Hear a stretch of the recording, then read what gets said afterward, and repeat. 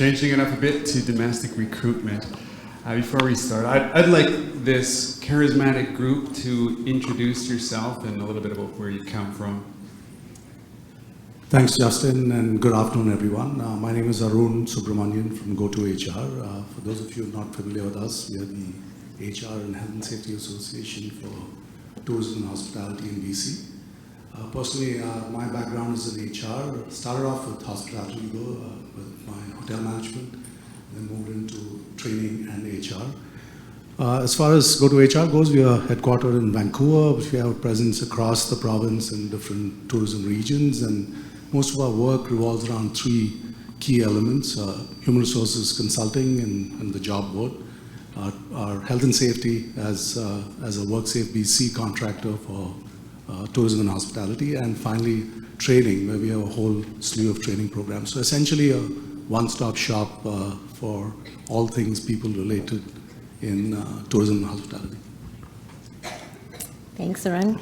My name is Julie Morris. I'm the head of MyHR Canada. We provide outsourced HR solutions for small to medium-sized businesses. So we operate in two ways. One, we are the HR department for a business that doesn't have one. So, or we come alongside an HR director and kind of enhance the team that they have. We have an HR software solution that really streamlines all of our practices there. We work with lots of organizations in the tourism industry. I was born and bred in the tourism industry in HR. I started my career at Whistler Blackcomb, and I've been in tourism throughout. I absolutely love the hospitality and tourism sector, and have heard so many great examples of what you're all doing with your people practices, been talking to people, so looking forward to sharing some of those things right back to you in our conversation this afternoon. So thank you very much for having me here.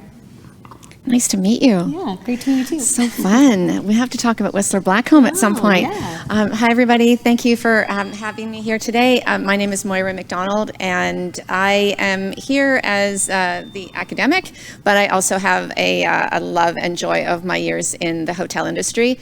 I started off with Four Seasons and moved to what was Canadian Pacific Hotels, if anyone remembers.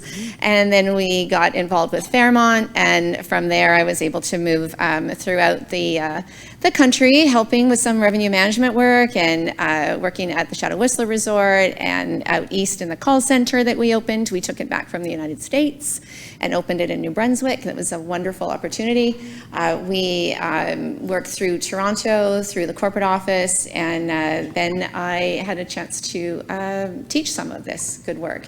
So currently, with the help of many people in this room, I enjoy helping with curriculum design and seeing what the needs are of the industry. And we put that in front of the students that you take such good care of when they come to work for you.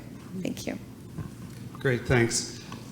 And I'm Justin Friesen. I'm one of the program managers with the Canadian Hospitality Health Plan, which really plays into what we're talking about today. The plan was started in 2023 by the British Columbia Hotel Association in partnership with the Alberta Hotel and Lodging Association. And really the objective of this plan as a federal not-for-profit was to support hoteliers with an industry-owned program that really bolsters that total compensation within the hospitality industry.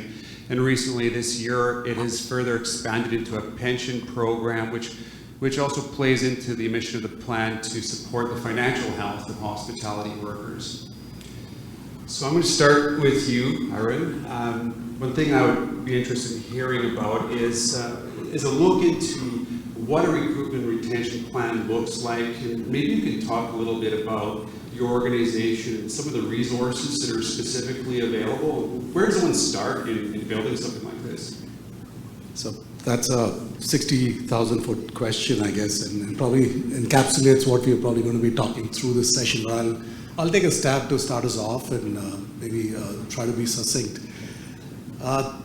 I think when you talk about a plan, my question is, it's not even what's in the plan as much as having a plan. And I think that's a theme that we've heard over and over again. In fact, this stood out at the last panel last evening when they were talking about security in downtowns, and where this gentleman said when he talked to employers about security, they typically talked about having cameras in place. So in some ways, I kind of liken that to recruitment. When you talk to employers about recruitment, they talk about a job posting and how you post a job on a job board. So oftentimes the recruitment is seen only from that lens, whereas actually it's a lot more. And I also want to acknowledge that there's lots of sophisticated HR folks in the audience here, and a lot of the things that we talk about may sound pretty simplistic. So I apologize for that if it sounds that way. But I think what we're talking about is essentially for employers who probably are not doing too much in this space to be looking at recruitment from a perspective of a perennial activity rather than a transactional one.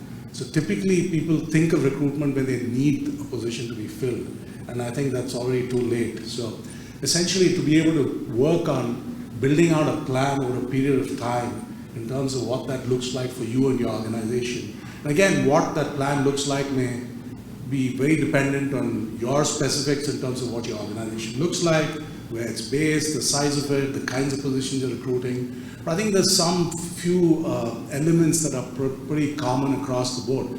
The first thing being, what are these jobs that you're recruiting for? What kind of positions are you recruiting for? What do they do? Do you have a good understanding of it? Again, it sounds very simplistic, but when people go out to build out job descriptions in the age of ChatGPT, you get a job description in probably 5 seconds and you put it in there. But the thing is, does it actually reflect what goes on in your workplace, especially when you put it up on a job posting? Does it reflect the realities in your workplace? What is it that they need to do, and what is it that they need in terms of experience, in terms of education, in terms of certification to do that job? So I guess, being mindful about how reflective it is of reality, of the roles that you have, and what you put on your job ad that reflects the reality in your workplace is a good starting point. Post that, where are you going to post these recruitment? There's a few channels that you can probably use, traditional job boards being one. We have a free job board. I'd love to plug that. But the Indeeds of the world, and there's a whole lot of job boards that you can post these jobs. But there's also other non-traditional ways of doing it. There's innovative recruitment around social media. And I know that hotels are very, very savvy in promoting their hotel properties to guests. So can you apply some of those same principles to actually recruiting your people? So do you have days in the life of videos of your staff? So those are things that fall in the innovative recruitment category where you want to add on practices that you use probably for other things. And then you look at all the collaborative pieces. There's colleges and people doing work with other organizations that can partner with you, and so on and so forth. Are you doing active recruitment? Do you have an applicant tracking system? Again, a very simple piece maybe, but being able to have all your resumes in one place and to be able to go back to it is a huge piece. And then finally, the process side of things. What do you do from a process perspective? Do you have a process for screening your resumes? Do you have an interview process set up? Do you know what questions you're asking them? Do you have reference checks done? So all the things that are process elements that are around it. So that's the recruitment side alone. And then you talk about retention, that's a whole lot more. You're talking about hiring the right candidate for sure, making sure you have an onboarding plan. Are your managers flexible, empathetic, and creating that workplace that's conducive to bring good people and retain them. So I know that's a lot, but I think that's a good starting point. Well, talking about candidates, maybe for anyone in the group to respond to, is there a gap in the quality of the candidates that we're coming across nowadays? I could jump in here. I think there's not necessarily a gap in the quality of the candidate. I think there is some challenges around resiliency. I just read a really interesting book called The Anxious Generation, and it really talks about the effect that social media has had on kids moving through. It's talked about, what kind of social skills our younger employees are coming into the workforce with, and I'm definitely seeing that hiring a younger workforce. So I don't think it's necessarily, there's some work to be done there, but I think the biggest part is how do we actually engage these employees in working for us? I know when we were preparing for this, we talked about it being a bit of a sales job, right? It's very much about telling the employee what's in it for them, describing the experience like you said, and then inviting these people into the organization, hiring them for some talent that you see or a spark you see in their eyes or just something that makes you go, they're going to be a great fit here, and then helping them learn and grow in the job. I think that's absolutely huge, and that's what really builds that commitment. And Michelle gave us some amazing examples yesterday. I thought he was right on point when he was talking about seeing each individual employee and seeing what that individual employee needed. I'm going to ask the audience a quick question, Sue. I know it's getting late in the day, but put up your hand if you've had a conversation, like a really good conversation with one of your younger, more frontline-ish employees in the last week. Put up your hand if you've had one of those conversations. Absolutely necessary, really important, and that's what is building that commitment to staying. And those people might not have every skill that you need, but that connection is what actually builds them, staying. And I don't really worry too much if they don't have all the skills. I worry that the managers have the skills to engage those employees and train them. So, yeah. I like what you said about sales. I talk to a lot of hoteliers, and one thing I love is hearing their story. And some are in such unique communities with interesting histories, and I think sometimes it's underlooked, that amazing story we have to tell for that prospective employee to become part of. Yeah. Now, what about the education sector? Moira, you could perhaps speak to this. Is there something that the education sector could be doing to bridge this gap? Absolutely, and I agree with Julie that I don't really see the gap, but I see that there's the capacity and the potential and the motivation that we're all looking for. We used to call it a sizzle chat when we were looking for that moment with people that had that service leadership theory just coming out, and we really embrace that. I think I'll talk about the stories and then education just really briefly, but the stories that I heard earlier too in the food and beverage panel, they were talking about tell your stories, get them out there. And I think about, the first time we had a lobby dog, and do the folks know that story about how the lobby dog came to be? And I remember Queen Elizabeth reaching down when she was here to pet the dog at the Hotel Vancouver, and everyone was like, oh my God, what's going to happen next? And the click, click, click, click, international picture. And this just went across our chain at the time, because then everybody went and got a lobby dog because they did it right at Hotel Van. And those of us in Ontario and Quebec, we were like, oh, we should have thought of that first. So there's all these great stories that, you talk about. And I don't know that I agree with one of the AI panelists yesterday talking about our concierge departments and our folks in the concierge community being, AI components. That kind of sits, I don't know, I get a little bristly with that possibly, but I think about things like where the next conversation is. So the employees that, you might be saying, what time is that restaurant open? But we all know that employee then could say, do you have a reservation? Can I help you with that? Have you tried this? How do you get there safely? You can walk from here. I mean, there's other components to this, and we have so many stories that we can tell. And I just want to apologize. If my phone rings, it's my mom.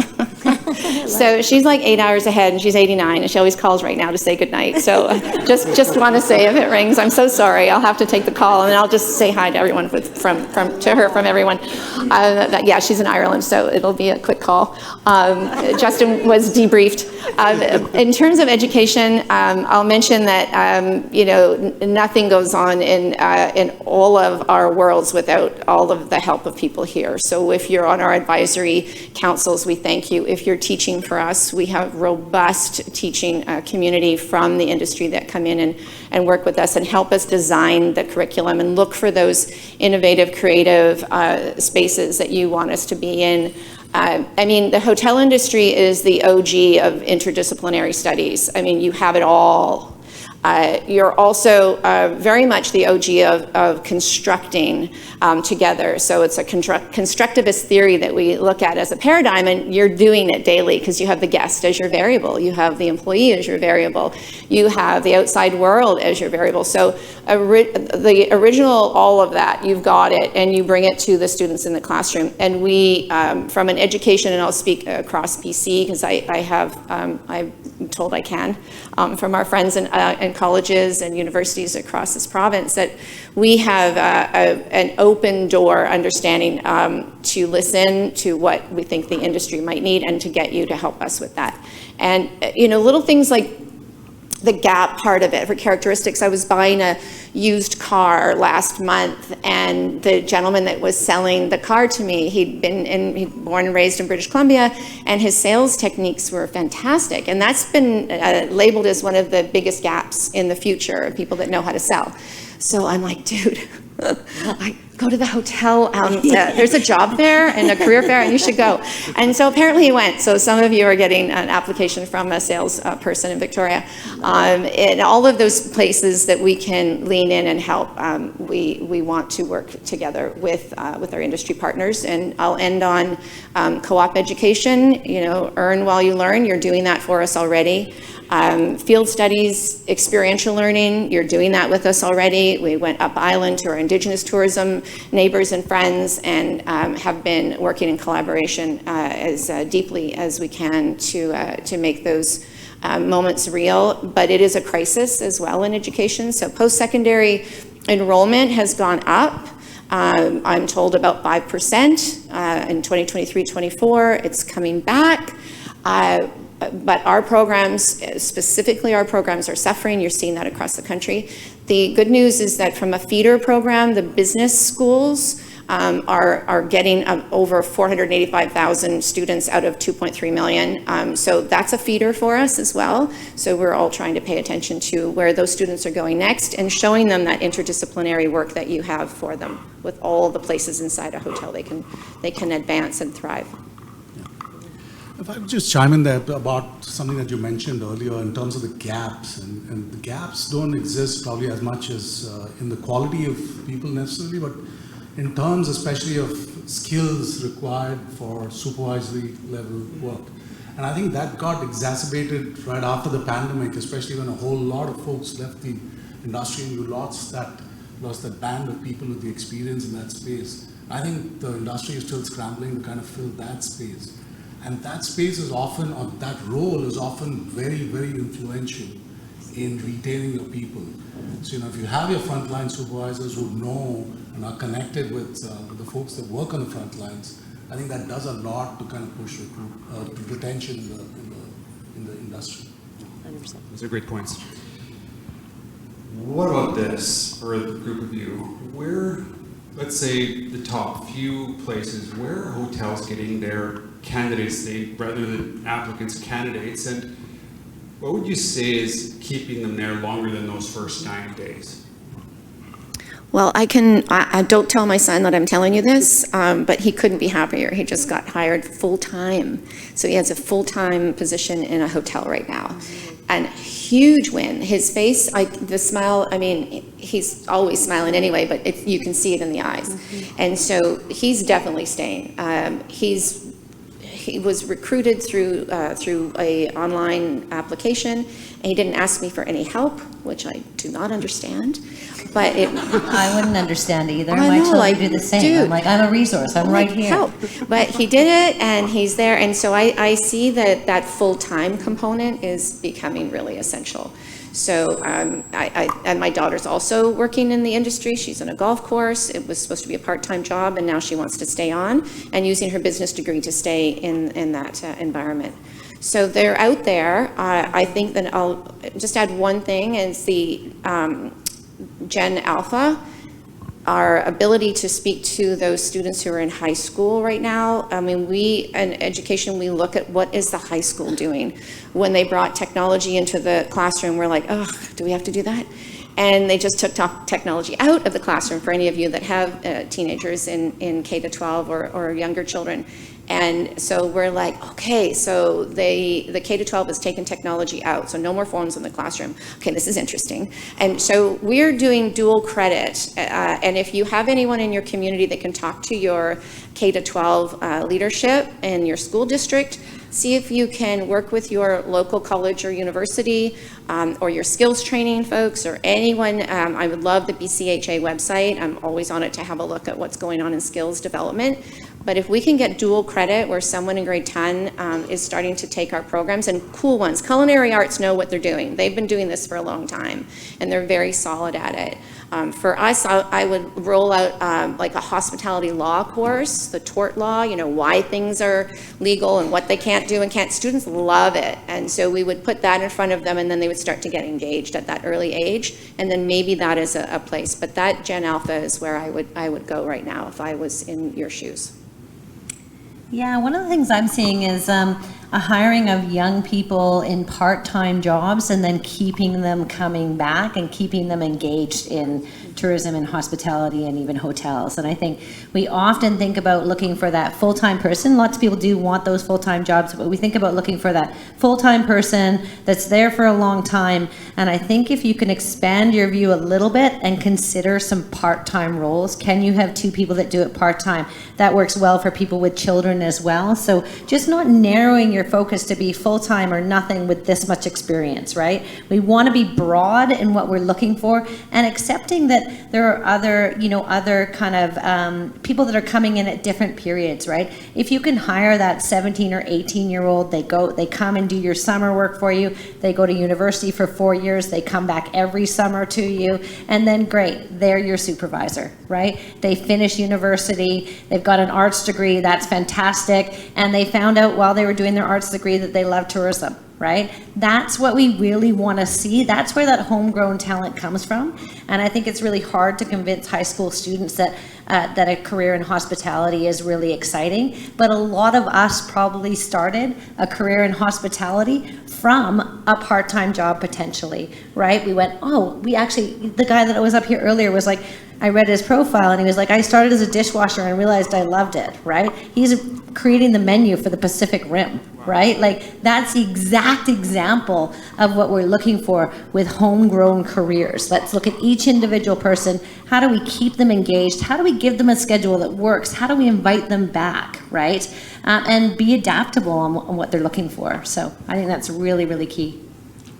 And if I just tease out a couple of more things on those themes, I think it's absolutely right. The flexibility that an employer can show in terms of hiring people is probably something that you cannot underline enough. You know, oftentimes when employers post jobs, you're purely looking at it from your perspective in terms of what works best for you. So it's often not looked at from the candidate pool that you're actually pulling from and what is it that they want. Even so much so that some of the job postings that you're out there don't really talk too much about what you're offering them. It's all about what you're expected to do when you're there.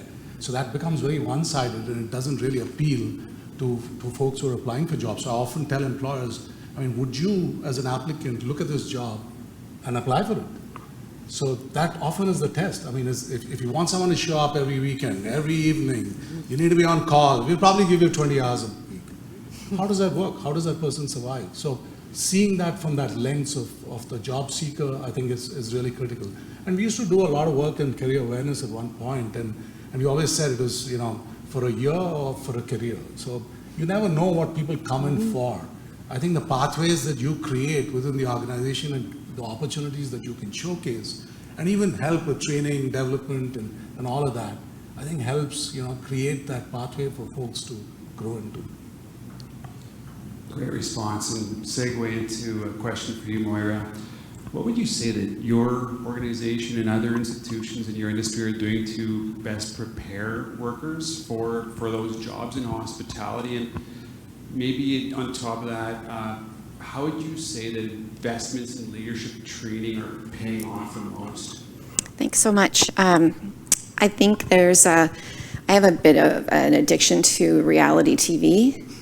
So Survivor, for example, there's a course that I heard about on CBC at McMaster, and I called the profs and I said, can I borrow your course? I think it really shows a lot of leadership training. It teaches Survivor, it teaches ethics, team building, trust, building, being innovative and creative. It shows fellowship as well as leadership.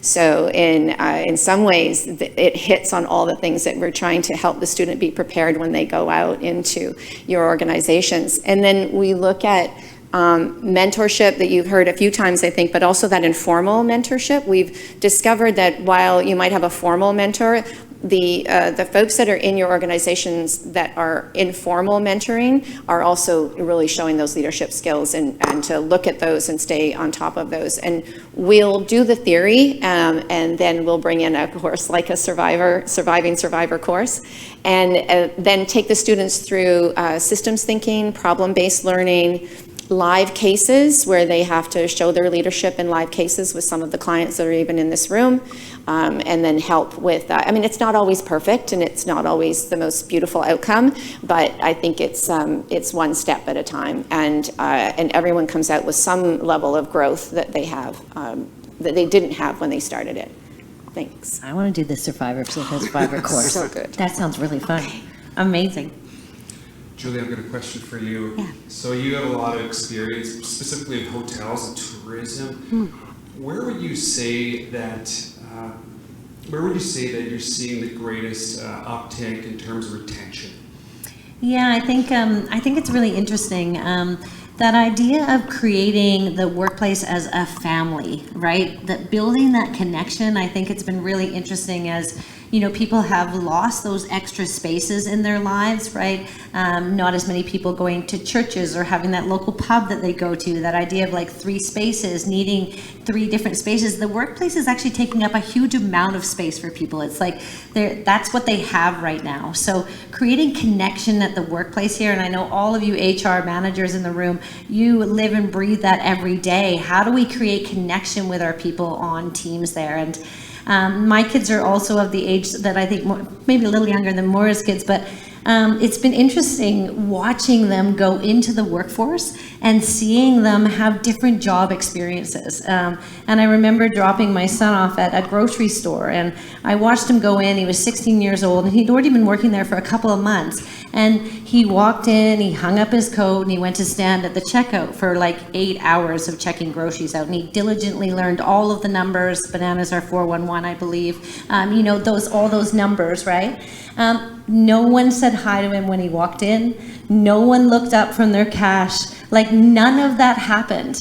And I was like, doesn't that happen everywhere? Like, I've been in HR my whole life and been in hospitality my whole life, right? You're killing me. I know. And then I dropped him off at a hospitality, like at the Sea to Sky gondola. So he changed jobs and he went back to the Sea to Sky. He went to the Sea to Sky gondola. And he shows up there and everyone's like, hey, Ollie, hey, Ollie, hey, Ollie, hey, Ollie. That right there is the ultimate picture of what you should be looking for, right? Yeah. When you stand back and you see people walk into your place, are people saying hi to them? Is there being a connection made? It's so simple, but it's so hard to leave a job when your people are there and your family is there and your connection is there. Let me tell you, him giving notice at the grocery store was a piece of cake. He's like, I'm out, catch you later. And nobody, and I mean, I've been in HR a long time. I could give you a lot of HR stories, but that vivid example just was like, it's really all about connection. And it's about making sure you do fun activities that match your whole group of people. It's that you're having those regular, meaningful conversations with people, right? People always tell me they don't have time to do a check-in. I'm like, everybody has time to do a 10-minute check-in. It could be while you're making the bed or folding towels or doing something else. It simply is, how are you doing? How are things going for you? What are you loving about your job? How can I help? Like super, super simple stuff. And I think that's the number one thing that I think is working in terms of retention. If I could add, one other area that keeps coming up these days, especially is around mental health and challenges around mental health. I think looking at it from the workplace perspective, and just as you mentioned, Julie, I mean, we spend so much of our times at work that, you know, support in that space, you know, the psychological health and safety in the workplace has become really critical. I mean, creating workplaces that are safe, both physically as well as psychologically, where people can show up as they are and be acknowledged for what they do, you know, is really huge. And unfortunately, a lot of the managers, probably of my generation or earlier, you know, our paradigm around all this was very different. So now that's shifted so much that there's a huge amount of discomfort in a lot of managers to even address this. So if an employee comes up with an issue, often employers either don't know how to react or how to respond to them, or they want to find solutions, and neither of those really helps. To be able to display or demonstrate that empathy and to be able to accommodate different needs in the workplace is becoming all the more critical in maintaining some of those respectful workplaces. I'm experiencing the same thing in my conversations with hoteliers. The mental health is a huge concern. And, if we look at the Canadian Hospitality Health Plan, that's certainly been a huge focus, is really finding ways to support leaders in connecting their employees with resources that will support them in their mental health journey. And that leads me actually to my next question too, Julie. Looking at total compensation, benefits, there's a lot of talk about benefits. Yeah. How important does that play into recruitment? What are employees looking for? Yeah, I think you're definitely seeing that. I mean, I love to be able to have a benefits program to offer to employees that are struggling in the mental health space. It's really difficult if you don't have anything, right? So it's definitely there. I think recruiting supervisors and managers into leadership positions without benefits is really difficult, right? Especially with the cost of living these days, asking people to pay for all of their own benefits in Canada, like even something like dental, right? So I think for sure recruiting at that top level or that middle level, supervisors and managers, people are definitely wanting to see benefits. Even if you're a small organization and can only offer something like a health spending account, right? It doesn't have to be a massive amount of money because benefits can get expensive. I'm sure your program is very affordable, but it can be expensive. I have a really smallish team at my HR. We just have a health spending account because that's all we can have for the size that we are right now. But then I think it's also looking at what do a different group of employees want. I'm seeing some really creative compensation plans where, or total comp, we're offering, professional development budgets, but it doesn't just have to be about something at actual professional development. So I was talking to Chris from the Zed Hotel and Sea to Sky Gondola. They both have programs where you can apply for money to take a course, right? So it can be related to your work, or it doesn't have to be related to your work, but it's kind of like applying for a bursary, because often professional development funds sort of sit there unused, right? You divide it all up, every department gets a certain amount of professional development, and then you get to the end of the year and whoever's in charge of the budget says, well, no one spent their professional development budget. Well, that's because we divided it up into little tiny pieces and we said it had to be really work related, but maybe it doesn't have to be work related. And maybe you could take that pottery class that you've always wanted to take, even though you work in the kitchen, right? But that's going to bring you a whole bunch of joy. So I think creative compensation, I sat on a panel about creative compensation, and I think there's a lot of different opportunities there. I think benefits are really important, especially at the supervisory management level. And I think with younger employees, we want to be more creative on how we spend our dollars with that kind of thing, especially if they're on their parents' health plan still. Some people say that it's important to plant that seed in those who are young. Is there something that hoteliers can be doing to influence the perceptions of hospitality in the school system amongst students? Have you seen anything happening that you could pass on to people in this room? I can give it a stab. I know we've done formal programs in the past, but those are expensive and need to be funded and need to be done on a regular basis. But I think at the least, if you can connect with the schools in your region and understand who the folks who are looking at work placements and such, and make sure that the opportunities that you offer are known to students there, even showing up and talking to students if there's an opportunity to do that, but also facilitating employment of young people and making sure that you create an environment where they're welcomed and they feel safe and they see the opportunity and potential that they can derive from the experience that you provide. I think it's a good starting point. It's just to be able to expose what you have to the larger student community. I think that itself is a good starting point. But it needs to be done on a regular basis. This is not a one and done piece by any chance. So you need to build those relationships over a period of time and then make sure that you're showing up over a period of time to continue that as well. And if I may, to build on that, I would connect it with the work that you're already doing, that this next generation and this current generation care deeply about, and all the work you're doing in climate action, your sustainability focus. All the work you're doing there matters, and other countries are bringing their students to see what we're doing here. So we are getting tours through the education world to see what's happening in BC. So I don't know that it's the ultimate flex with looking at how this group went from 0 to 100, turned everything back on, went back in, revved up the vacuum cleaners, turned on the gas stoves. We're creative and innovative, and totally have to talk more about that. And that goes back to those stories, and I think that's a huge connection.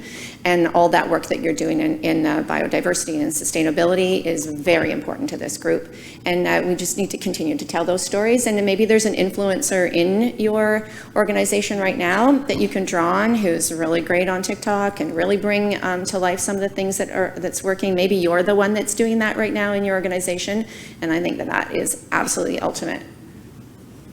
Yeah, and I think having your current staff help bring you future staff, right? Like really, they're the best people to sell it, right? So Harriet Bay, I met someone here from Harriet Bay in Quadra, and they were saying that, one of their employees went to Dalhousie for the semester, and then they brought a friend back with them to work. So not only did they get their employee back, but the employee brought a friend with them. Now, Quadra cannot be an easy place to hire, right? Speaking of being challenged, it's a very small island, right? So, but what a beautiful strategy, right? And when I do think about homegrown talent, I often think about hire out east for jobs out west. We did that a lot when I worked for the Capilano Suspension Bridge, which owns Moraine Lake and Cathedral Mountain Lodge. We actually did a ton of our recruiting in Toronto, downtown Toronto, at the Fairmont Royal York, for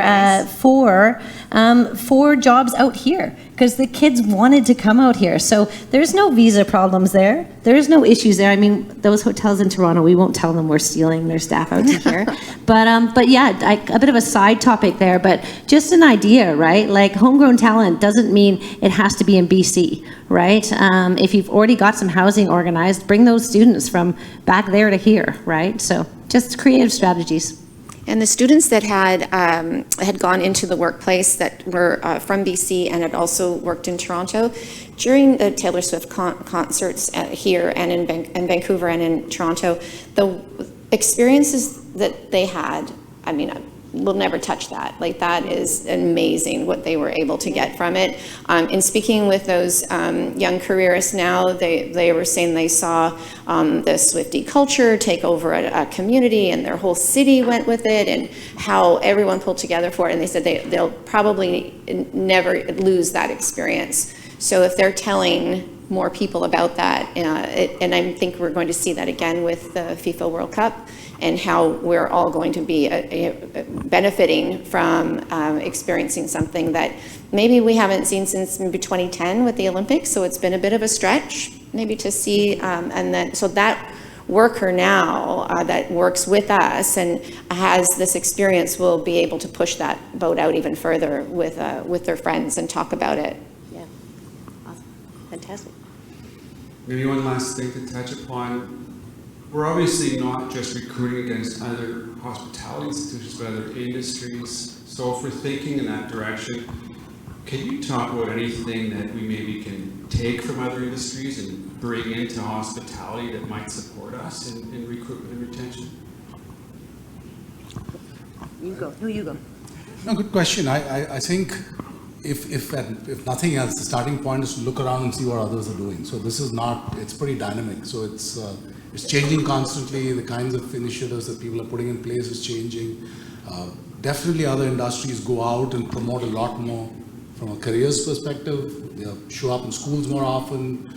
You know the firemen, they have people come out and climb their shiny fire trucks. We've got beautiful properties, we've got great experiences. You can do that as well. And in the few times that we've done it, the responses have been fabulous. And I don't think the costs are that high if we can pool some of these costs as BCHA or local groups and actually get people to experience what this can provide.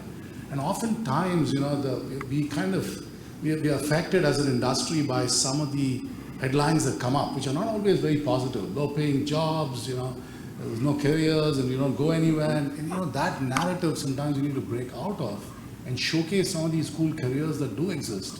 And it's up to you if you want to kind of climb up the ladder and do those things, but they are there. So showcasing that is really critical.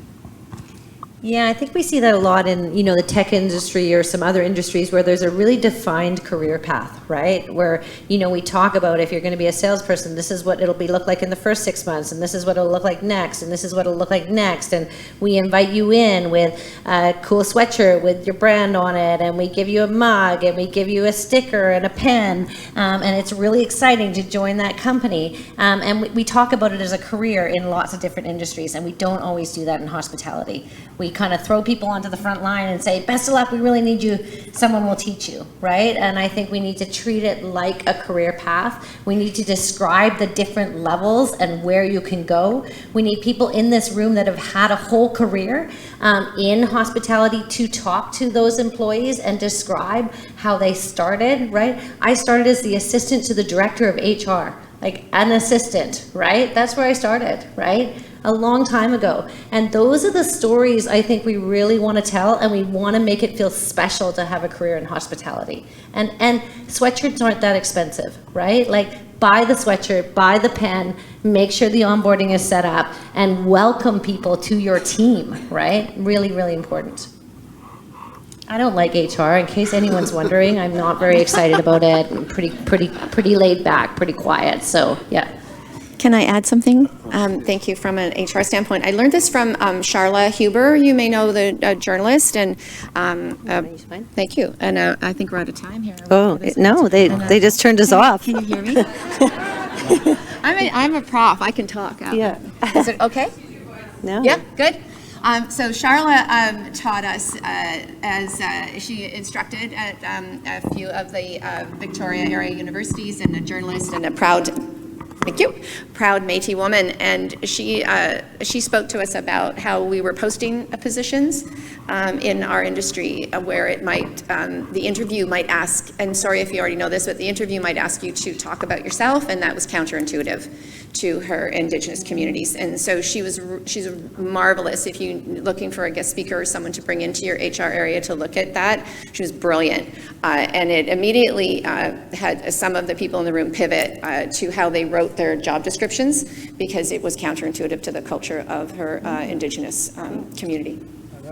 Just picking up on that, I mean, we work with a lot of the First Nations groups and Indigenous communities to look at more decolonized HR and looking at your practices and seeing how they can be more inclusive. And I think that's a big piece for sure. Absolutely. Great. Thank you very much. Great content, great responses. I'm just going to wrap up a few things. From what I get out of this, retention starts early, and it's part of building a structured plan. We have differing levels of resources, but it's fundamentals that are the same. Building local talent pipelines is an opportunity there. Creative approaches, I've heard some ideas about creative approaches toward that. Total compensation matters more than ever. Employees are seeking more than just a salary, but it's really up to leadership to talk about that story. What does that look like in your organization? What is it that you offer beyond that salary? And the other thing, I don't know if we talk terribly much about it, but there's a lot of support in place. There's a lot of resources to tap into through the association and various allied partners that are supporting to raise the bar for hospitality and your recruitment and retention efforts. Thank you very much.